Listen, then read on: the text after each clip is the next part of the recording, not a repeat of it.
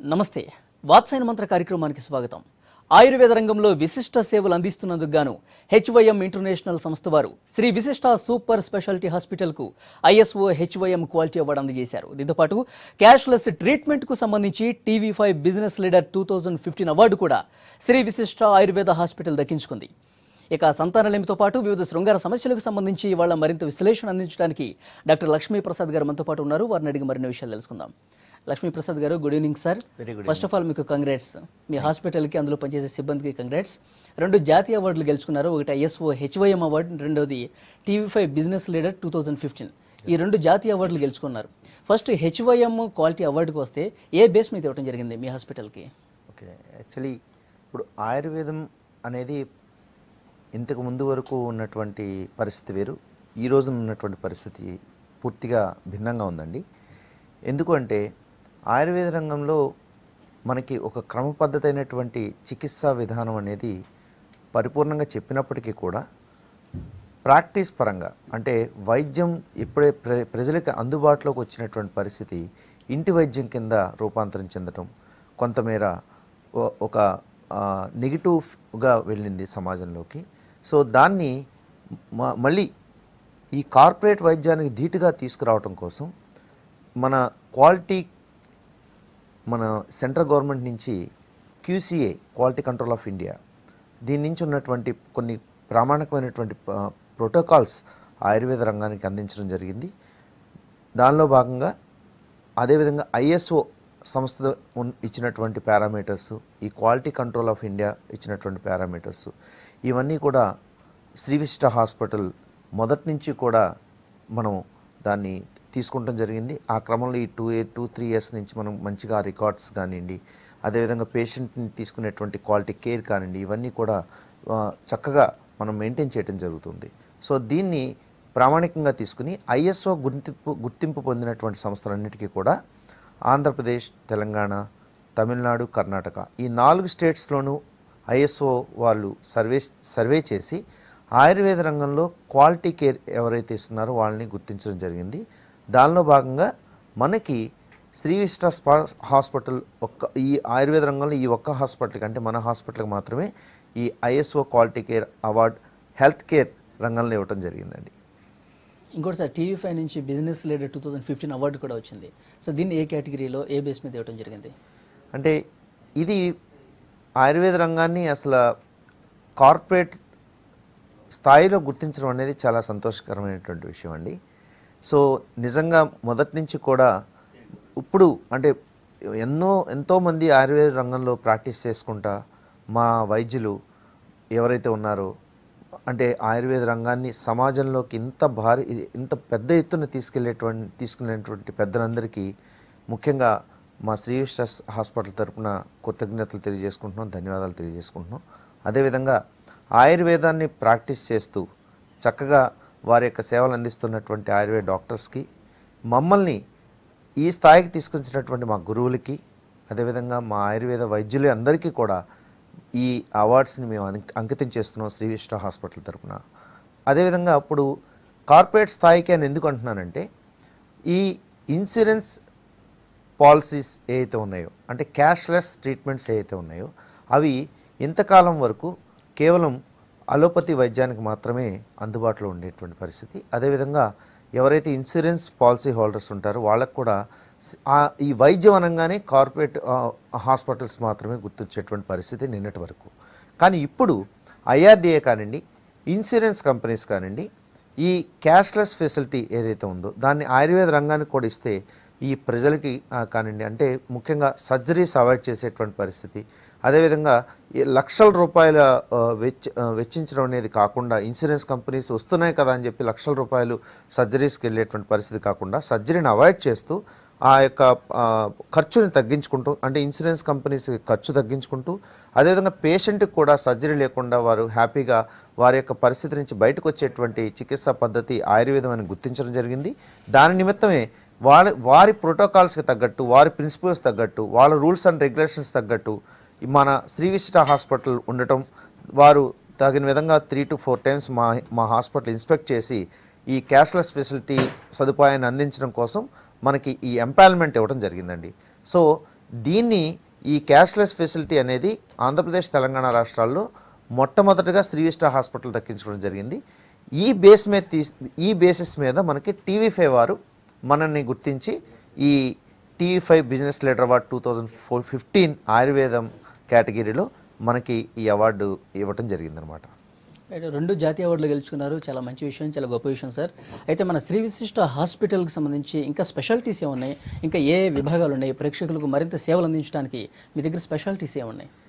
ముఖ్యంగా దీర్ఘకాలిక రోగాలైనటువంటి వ్యాధులైనటువంటి అన్ని వ్యాధులకి కూడా మన శ్రీ విశిష్ట హాస్పిటల్లో ప్రత్యేకమైన చికిత్సలు ఉంటాయండి.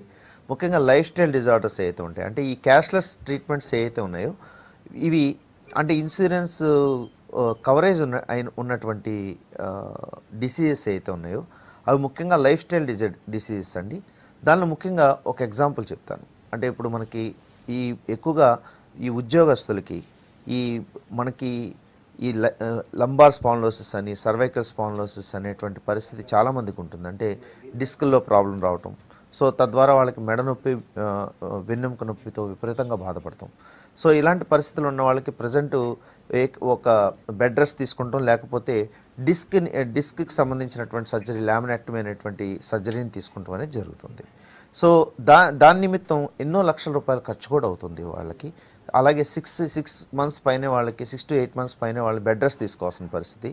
దీంతో ఏమవుతుందంటే వాళ్ళ కుటుంబం బాధపడేటువంటి పరిస్థితి, అదేవిధంగా వాళ్ళు పనిచేసేటువంటి సంస్థ ఏదైతే ఉంటుందో ఆ సంస్థ ఈ యొక్క ఉద్యోగ యొక్క సేవలు వాళ్ళు కోల్పోవడం జరుగుతుంది. ఉద్యోగి కూడా తగినటువంటి జీతం వాళ్ళకి రానటువంటి పరిస్థితి. అదేవిధంగా ఇన్సూరెన్స్ కంపెనీ ఏదైతే వారికి లక్షల రూపాయలు చేస్తుందో వాళ్ళకు కూడా సర్జరీ చేయటం వల్ల కొన్ని లక్షల రూపాయలు ఆ పేషెంట్ మీద వెచ్చించాల్సినటువంటి పరిస్థితి.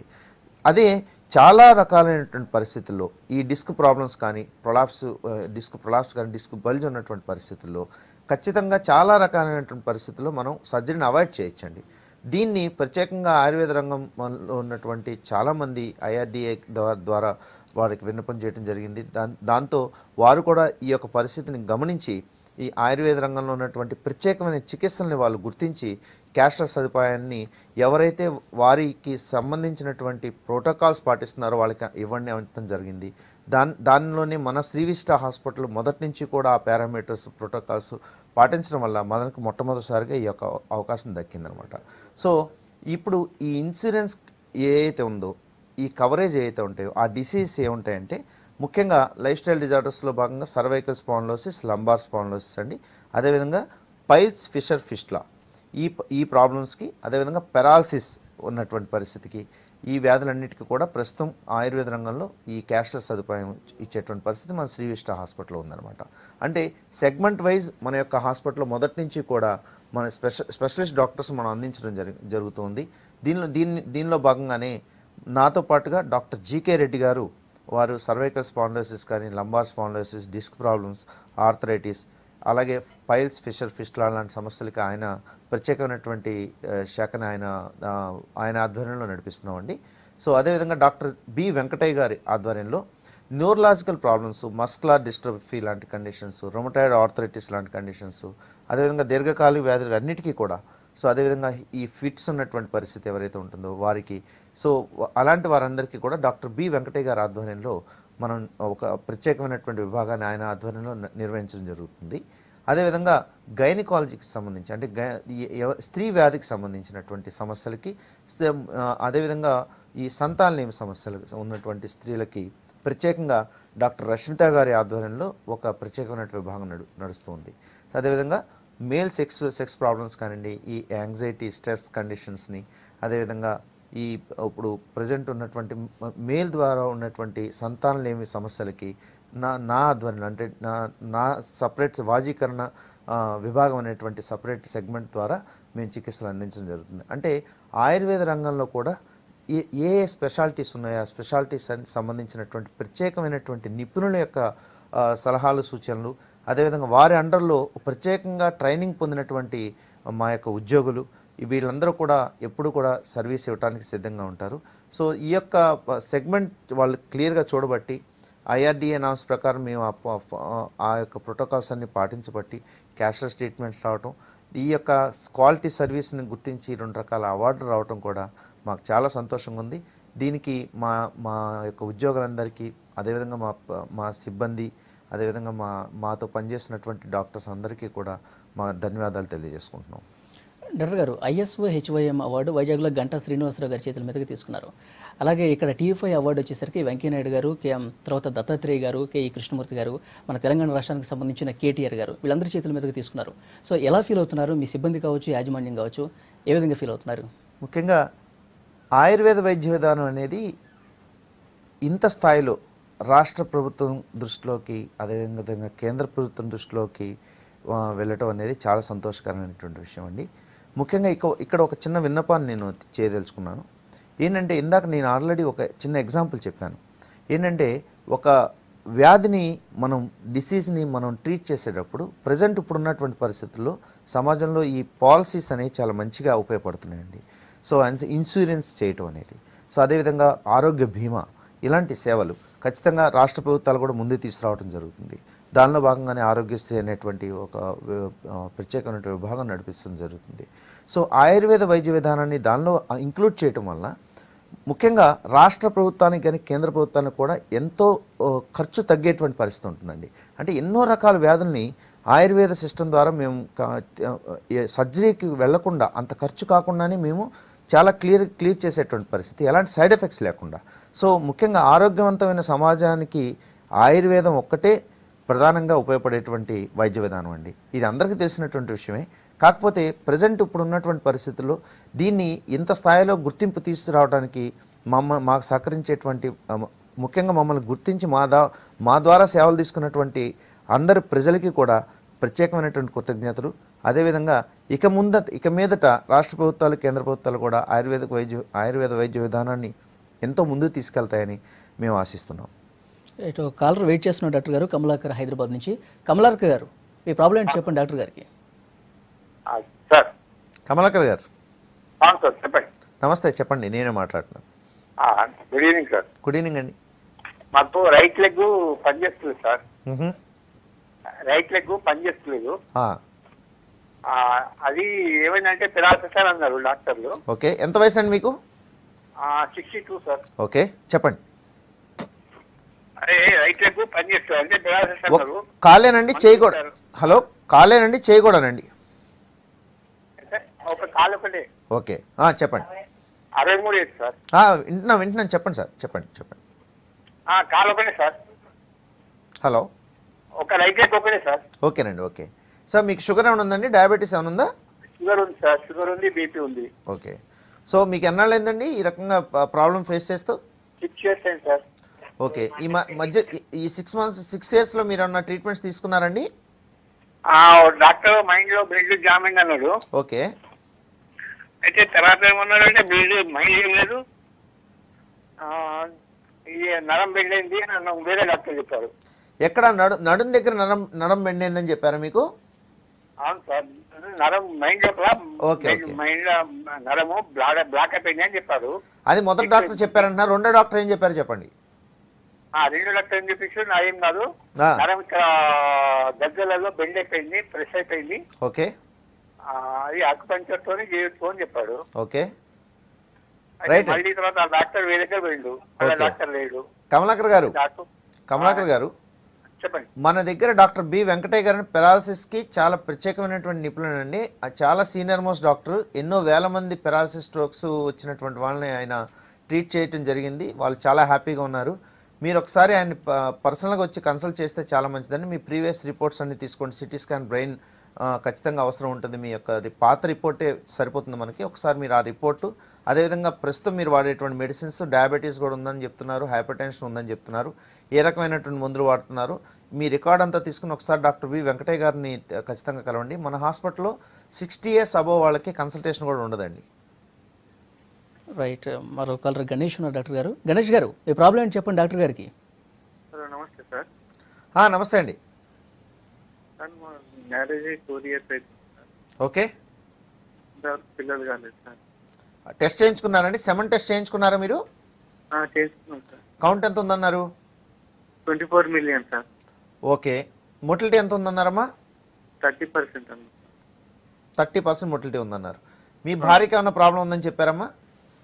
హెడ్ డెవలప్మెంట్ లేదని మెడిసిన్ చెప్పారు సార్. ఓకే, ఎందుకంటే మీ వైపు నుంచి పెద్దగా సమస్య కనిపించలేదు. ఎందుకంటే కౌంట్ అనేది 1 mlకి 20 millions కన్నా అబౌవ్ ఉంటే అది నార్మల్ కింద ఉన్నట్టండి. అదేవిధంగా మొటిలిటీ 50% అబౌవ్ ఉంటే కంప్లీట్గా నార్మల్ ఉన్నట్టే.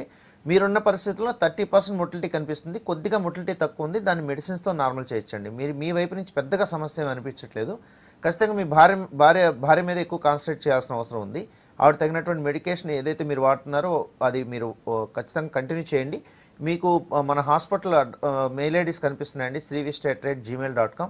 ఒకవేళ దూరం నుంచి కాల్ చేసే వాళ్ళైతే మీ యొక్క రిపోర్ట్స్ ఒకసారి మనకి స్కాన్ చేసి పంపిస్తే మీరు వాడేటువంటి మెడిసిన్స్ ఎలా ఉన్నాయి, ఒకవేళ మన ఆయుర్వేద రంగం నుంచి కూడా ఏమన్నా మెడికేషన్ ఏమన్నా అవసరం ఉంటుందా, అంటే ఎగ్ కరెక్ట్గా రిలీజ్ అవడానికి కానీ, ఎండోమెట్రియాటిస్ అనేటువంటి కండిషన్స్ కానీ, సిస్ట్లు కానీ, పీసీఓడి కానీ, థైరాయిడ్ సమస్యలు ఉన్నటువంటి ఆడవారికి ఆయుర్వేదంలో ఇచ్చేటువంటి మంచి మెడికేషన్ చాలా బాగా ఉపయోగపడతాయండి. సైడ్ ఎఫెక్ట్స్ కూడా ఏమి ఉండవు. సో ఖచ్చితంగా మన హాస్పిటల్లో డాక్టర్ రష్మిత గారు దీనికి తగినటువంటి మెడిసిన్స్ అవి మీకు అడ్వైజ్ చేయడం జరుగుతుంది. సో మీ విషయంలో సమ్మర్ కాబట్టి టెస్టికల్స్కి మీరు కొద్ది చన్నీళ్ళు ఖచ్చితంగా పెట్టుకోవాల్సిన అవసరం ఉంటుంది, ఒక 10 to 15 minutes. ఎందుకంటే ఎవరికైనా కూడా మొటిలిటీ కానీ కౌంట్ కానీ ఈ సమ్మర్లో తగ్గేటువంటి అవకాశం ఉంటుంది, బాగా తక్కువ ఉన్న వాళ్ళకి ఇంకా తగ్గే అవకాశం ఉంటుంది. కాబట్టి తగినటువంటి జాగ్రత్తలు చాలా అవసరం అండి. దీనిలో భాగంగా మీరు టెస్టికల్స్కి మినిమం 10 to 15 minutes చన్నీళ్ళు పెట్టాల్సిన అవసరం ఉంటుంది ఈ సమ్మర్ సీజన్లో. అదేవిధంగా టైట్ జీన్స్ ప్యాంట్ కానీ టైట్ అండర్వేర్స్ వేసుకుంటాం కొద్దిగా అవాయిడ్ చేయండి. అదేవిధంగా కొద్దిగా మినుములు, డ్రై ఫ్రూట్స్, మినుములతో ఉన్నటువంటి ఆహారం, అదేవిధంగా డ్రై ఫ్రూట్స్ ఎక్కువ తీసుకోండి, ఫ్రూట్స్ వెజిటబుల్స్ ఎక్కువ తీసుకోండి, నాన్ వెజిటేరియన్ తక్కువ తీసుకోండి. సో దీనివల్ల కొంత మీకు చాలా ఉపయోగం ఉంటుందండి. అదేవిధంగా కొంతమందిలో ఆల్రెడీ కౌంట్ తక్కువ ఉన్నటువంటి వాళ్ళు స్ట్రెస్ రిలేటెడ్ వల్ల, అంటే బాగా యాంగ్జైటీ ఎక్కువ ఉన్నటువంటి మగవాళ్ళలో మొటిలిటీ కౌంటు ఎలాంటి రీజన్ లేకుండా పడిపోయేటువంటి పరిస్థితి ఉంటుందండి. వారు ఖచ్చితంగా ప్రాణాయామ ఖచ్చితంగా కంటిన్యూ చేయాల్సిన అవసరం ఉంటుంది. అదేవిధంగా మొటిలిటీ కొద్దిగా ఇందాక మీరు ఉన్నటువంటి పరిస్థితి 30% మొటిలిటీ మాత్రం ఉందని చెప్తున్నారు. దీనికి మెడికేషన్తో సరిపోతుందండి. ఒక 2 నెలల మెడిసిన్స్ తీసుకుంటే నార్మల్ అయిపోతారు. డాక్టర్ గారు, మీ శ్రీ విశిష్ట హాస్పిటల్ తరపున ఇంకా విస్తృతమైన సేవలు అందించడానికి ఇంకా అటు సైడ్ కూడా బ్రాంచెస్ ఏమైనా ఏర్పాటు చేసే అవకాశం ఉందా? అంటే తెలంగాణ, ఆంధ్రప్రదేశ్ 2 రాష్ట్రాలు ఏర్పడాయి కాబట్టి మీరు వైజాగ్లో అవార్డు తీసుకున్నారు, మన కాలర్స్ కూడా అటు నుంచి వస్తున్నారు. సో ఇంకా విస్తృతంగా సేవలు అందించడానికి ఏమైనా బ్రాంచెస్ పెట్టే అవకాశం ఉందా? ఖచ్చితంగా అండి. అంటే మెయిన్ మేము ఫస్ట్ భయపడేది క్వాలిటీ సర్వీసు మనం 100 చోట్ల ఇవ్వలేమండి, 1-2 చోట్లే మాత్రం ఇవ్వగలుగుతాం. సో ఎందుకంటే ఎప్పుడైతే మనం ఆ రకంగా పెంచుకుంటూ వెళ్ళటం జరుగుతుందో క్వాలిటీ సర్వీస్ ఇవ్వటం అనేది మా దృష్టిలో మాత్రం అది కొద్దిగా కష్టమైనటువంటి విషయం అండి. ఎందుకంటే మాకున్నటువంటి సీనియర్ డాక్టర్స్ ఎవరైతే ఉన్నారో వారి యొక్క సేవలు అన్ని చోట్ల ఇవ్వటం అనేది కష్టం కదా. సో దానికి నిమిత్తం మేము ఒక 2 నుంచి 3 బ్రాంచ్ల వరకు పరిమితం అవడానికే మేము ఎక్కువ నిర్ణయించుకోవడం జరిగింది. దాని నిమిత్తంలో మనకి వైజాగ్ ఒకటి, అదేవిధంగా హైదరాబాద్లోనే ఇంకొకటి మనం ప్లాన్ చేయడం జరుగుతుంది. సో సాధ్యమైనంత వరకు. అదేవిధంగా కొంతమేర మేము నిజామాబాద్ కానీ కరీంనగర్ గారు చూస్తున్నాం. రైట్. సరే, ఇంకో విషయం, సంతానలేమితో చాలామంది ఈ మధ్య బాధపడుతూ ఉన్నారు. ఒక సర్వే కూడా మనం ఏం చెప్పిందంటే ముఖ్యంగా సౌత్ ఇండియాలో ఈ ప్రాబ్లం ఎక్కువగా ఫేస్ చేస్తున్నారని చెప్పేసి అంటున్నారు. సో ఈ ప్రాబ్లం ఎందుకని ఎక్కువ ఉందంటారు ఇక్కడ? మెయిన్గా మనం ఇప్పుడు ఉన్నటువంటి పరిస్థితుల్లో సౌత్ ఇండియాలో మనం ఎలా ఉండాలి అంటే మన సంప్రదాయం ఆల్రెడీ క్లియర్గా మన పెద్దలు చెప్పడం జరిగిందండి. దాన్ని మనం పాటించకపోవటమే ప్రధాన కారణం. ఎందుకంటే ఇప్పుడు మనం ఉన్నటువంటి పరిస్థితుల్లో ఉష్ణం టెంపరేచర్స్ ఎక్కువగా ఉన్నటువంటి ఈ అట్మాస్ఫియర్ మంది. సో దీనిలో మనం ఇప్పుడు ఏం చేస్తున్నాం, మనకి చలికాలంలో ఉపయోగించుకోవాల్సిన జీన్స్ ప్యాంట్ ఎప్పుడు వాడుతూ జరుగుతుంది. టెస్టికల్స్కి ఎప్పుడు కూడా ఉష్ణోగ్రత తక్కువ ఉండాలండి, బాడీ టెంపరేచర్ కన్నా టెస్టికల్స్ యొక్క టెంపరేచర్ అనేది తక్కువగా ఉండాలి. 1 to 2 degrees తక్కువ ఉంటుందన్నమాట. సో ఈ పరిస్థితిలోనే మనకి వృషణాల్లో వీరి కణాల ఉత్పత్తి అనేది మంచిగా జరుగుతుంది. మనం ఏం చేస్తున్నాము, ఇంత హీట్ టెంపరేచర్లో 40 degrees Celsiusలో మనం ఎక్కువగా జీన్స్ ప్యాంట్ వాడటం, అది టైట్ అండర్వేర్ వేసుకుని ఎక్కువ లాంగ్ డ్రైవ్ చేస్తే టెస్టికల్స్కి రక్త ప్రసరణ తగ్గిపోవడం జరుగుతుంది. అదేవిధంగా టెంపరేచర్ అక్కడ పెరిగిపోవటం, ఏ కారణం లేకుండానే కౌంట్ మొటిలిటీ తగ్గిపోవడం అనేది జరుగుతుంది. సో ఆల్రెడీ ఇందాక నేను క్లియర్గా చెప్పాను, జనరల్గా ఎవరికైనా కూడా సమ్మర్ సీజన్లో వీరి కణాలు తక్కువ ఉంటాయండి అని చెప్పి. అంటే టెంపరేచర్ ఎక్కువ ఉండటం వల్ల బాడీ టెంపరేచర్ కూడా పెరగడం వల్ల అక్కడ వీరి కణాల ఉత్పత్తి సాధారణంగానే తగ్గుతుంది. ఎప్పుడైతే వింటర్ సీజన్లో మనకి వీరి కణాల ఉత్పత్తి బాగా పెరుగుతుందండి. కానీ ఇప్పుడు మనం ఉన్నటువంటి పరిస్థితుల్లో మనకు విరుద్ధమైనటువంటి వస్త్రధారణ చేయటం వల్ల ఖచ్చితంగా శరీరం మీద కూడా దాని యొక్క ఎఫెక్ట్ పడుతుందండి.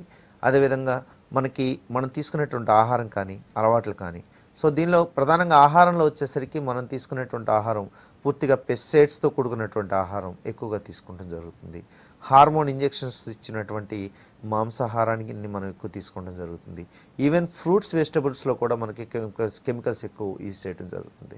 దీనికి ప్రత్యేకంగా ఎన్జిఓస్ కానివ్వండి, అదేవిధంగా మన ప్రజలు కానివ్వండి, వ్యవసాయదారులు కానివ్వండి, వాళ్ళలో కొంత మార్పు రావాల్సిన అవసరం ఉంటుంది. దీన్ని ఎన్జిఓ వాళ్ళు కూడా ఎక్కువ అవేర్నెస్ క్రియేట్ చేయాల్సిన అవసరం ఉంటుంది. రాష్ట్ర ప్రభుత్వం కానీ కేంద్ర ప్రభుత్వాలు కూడా దీని మీద కొద్దిగా దృష్టి పెట్టాల్సిన అవసరం ఉంది. ఎందుకంటే మన టోటల్ సమాజం ఏదైతే ముందుకెళ్లాలో అది పూర్తిగా ఇక్కడ ఆగిపోయేటువంటి పరిస్థితి ఉంది. ఈ ఒక్క సమస్య గురించి నేను మాట్లాడలేదు.